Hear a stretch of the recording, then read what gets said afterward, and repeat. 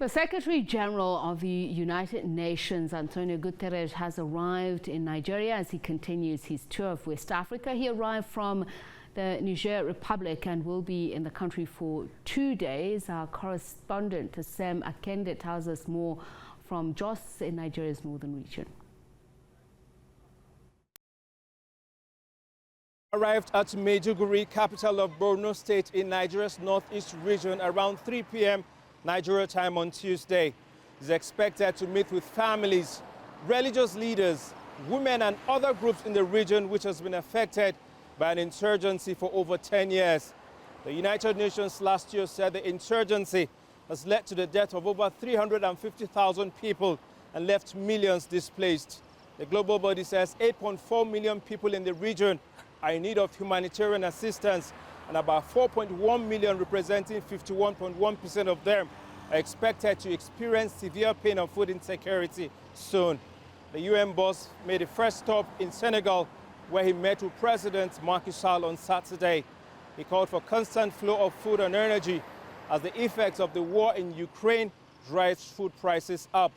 He also met with Niger's President Mohamed Bazoum on Monday and took part in Eid celebrations with the president. He's expected to meet President Buhari in Abuja on Wednesday. Sam Akende, SABC News, Jos.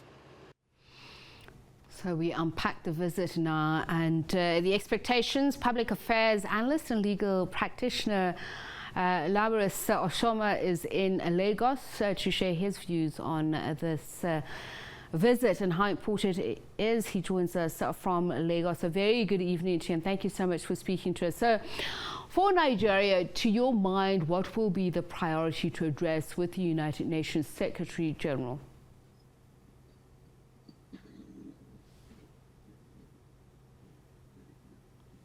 Yeah, thank you for this opportunity. If you can hear me, I think basically the issue here for Nigeria and the United Nations is more about a humanitarian crisis. And for Antonio Guterres, even when he served as a United Nations Commissioner for Refugees between 2005 and 2015, these were some of the issues that he basically handled, both in Syria, Iraq, and in South Sudan and Central African Republic. So basically, the issue here will be more about the humanitarian crisis, the internally displaced people, poverty, and how the United Nations can, address or come to the aid of Nigeria. I do not see, this visit bringing an end or in any way reducing the conflict therein. Because for that reason, why I say so, because the fact that this conflict is self-inflicted. Self-inflicted sense that is more basically about poverty in the region, lack of employment, and then religion extremism. So these are issues that United Nations actually cannot handle. But in terms of humanitarian crisis, I see these visits, as a way of, assisting the efforts of the governor of Borno State, also in reducing the pains that villagers in this region have actually, had to go through since the crisis began. So we'll get to the issues for which you say are more national interests, not necessarily for the United Nations, but just to get a sense of how acute the problem is with regards to the humanitarian assistance required by Nigeria. You mentioned the issue of IDPs. Do we know what the figures are now? And obviously the United Nations Secretary General is going to go to Borno State, and quite interesting because this is at the event of the recent 8-year anniversary of the Chibok region, where there have been kidnappings.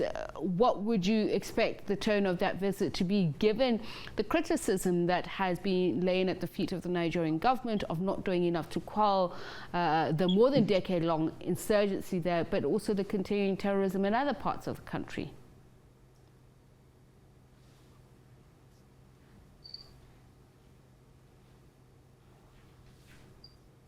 Yeah, like I said, it's the issue of, I'll start from the issue of terrorism.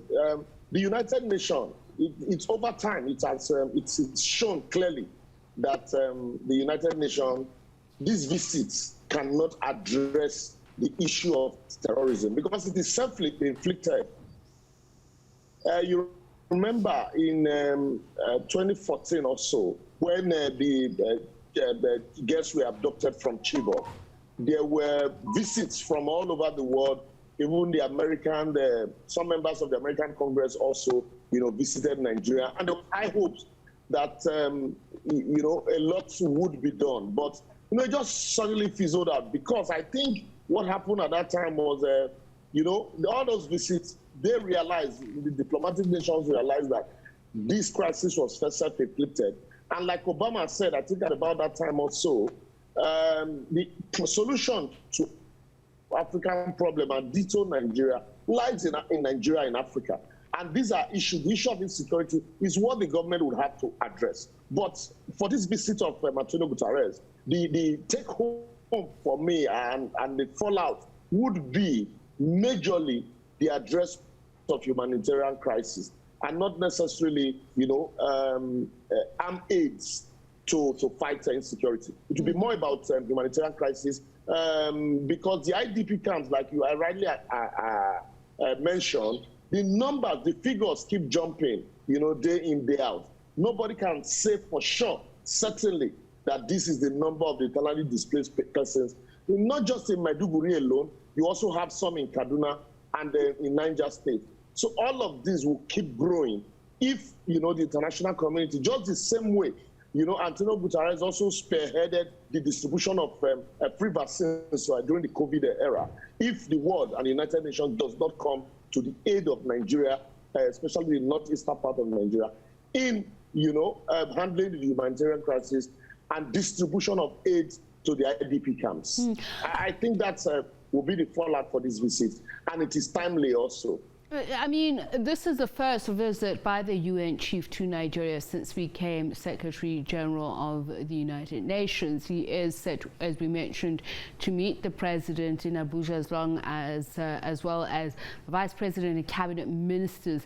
There are others who are of the opinion that the character of Nigeria's foreign policy has changed since its reintegration into the international community since 1999, and therefore it's used multilateral institutions like the Commonwealth, like the United Nations, to further its national strategic interests.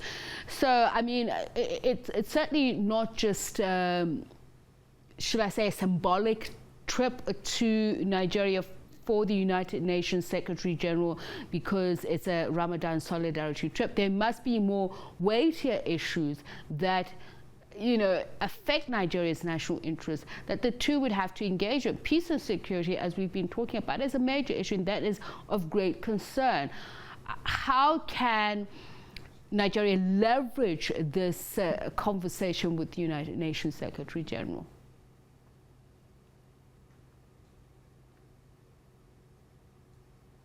Yeah, first and foremost, I think the issue here is a country that is dealing with, so much insecurity internally will have to bother less about, so many other issues. Remember, quickly, I must also point out that not too long ago, Nigeria closed its borders to its neighboring country to combat, food security and general insecurity. But at the end of the day, what came out of it? So these are some of the issues I also think that Nigeria will leverage on in discussing with United Nations. And then the issue of armed support. If you also remember, not too long ago, recently, until recently, the United Nations was wary of supplying arms to Nigeria because of its human rights records. So the human rights records of the current government also have not been, too good.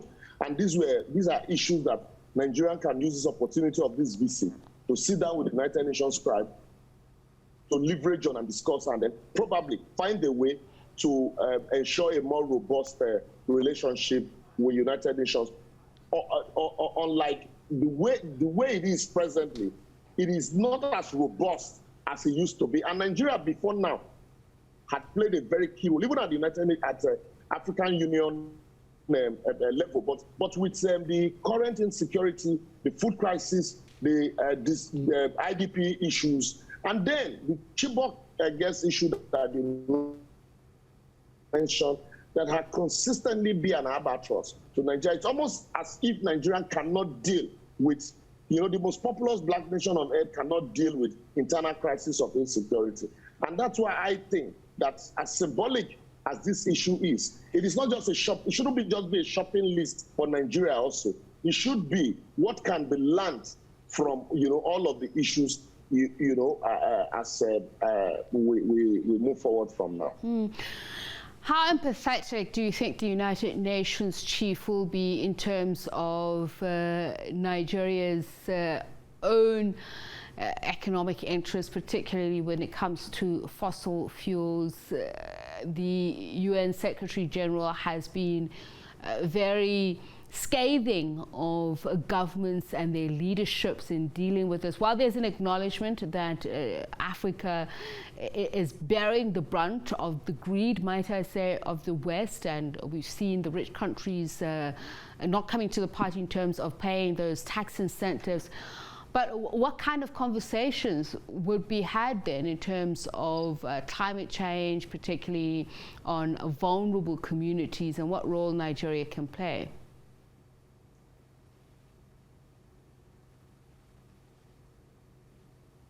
As I speak, if I haven't followed the trajectory of the United Nations Secretary General, he's, over time, it's been one who has leaned favorably in support of the poor countries and how, the richer countries should be able to help the poor countries. And so for that, for Nigeria presently, I think it's, like I said, it's a welcome development for them. But on the issue of fossil fuel, Nigeria is not even, debating it at all. As we speak, Nigeria is still bordering with it's still deadly with the issue of oil theft. And we're not even thinking, Nigerian beyond oil.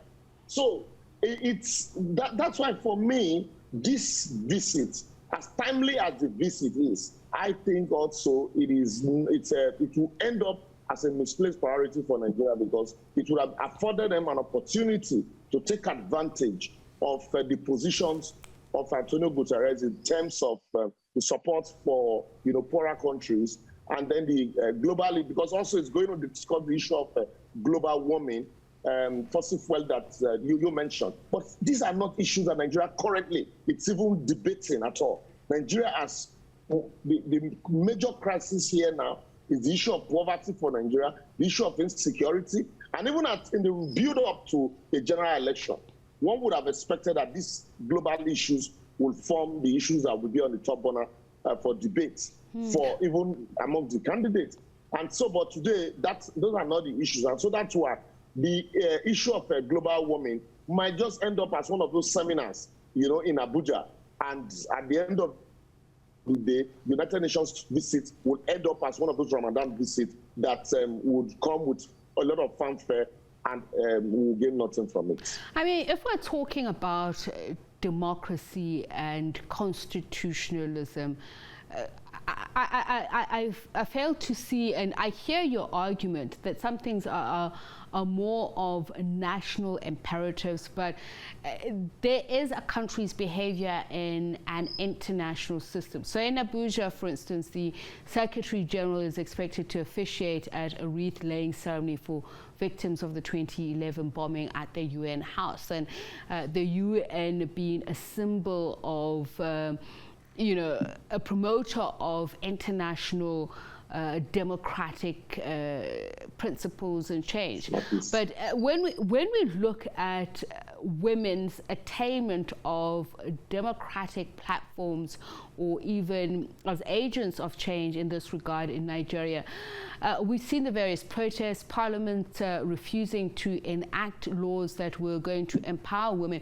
These are things that I would think that the United Nations Secretary General would want to comment on, would want to point to.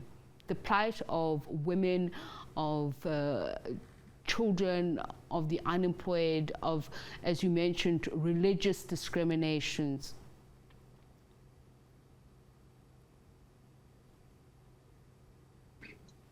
That's why, if you can still hear me, that's why I said that some of the majority of these problems are self-inflicted, and that so if care is not taken, this visit will end up as just a Ramadan discussion. Because if you look at the internal issues and then the internal politics, democracy in Nigeria between 2011, when the bomb blast at the United Nations headquarters in Abuja occurred, and now what has been, the structures put in place by the Nigerian government to ameliorate the issue of insecurity. Rather, the insecurity had, deteriorated to almost, other regions, from the issue of terrorism to banditry and kidnapping. That is on one side. And then also, I remember I also talked about the issue of what do you call it, human rights violation. In the midst of all of this, suffering, in the midst of internally displaced persons as a result of terrorism and the crisis, then you have human rights abuses. And then we're talking about press freedom also. How well have the press been able to report some of these issues without government hounding them? And then the issue of women involvement in politics, that had consistently taken the back burner until even recently that the women had to protest at the Parliament, at the National Assembly, in the Parliament, because of the refusal of the Parliament to include, these are United Nations recommendations to include, women's participation in politics. So, in all of this, it's almost as if the United Nations scribe will come with a shopping list of issues that Nigerians should, engage in. Okay. But what will be the shopping list for Nigerian government to United Nations? These issues are, for me, definitely will not be well spelled out for Nigerians. So it will end up as an opportunity, a missed opportunity for Nigerian government, because we're going to have to leave it there, unfortunately, because we have run out of time. But much, much appreciated. Liborous Oshoma is in Lagos. He is an analyst and public affairs analyst and legal practitioner.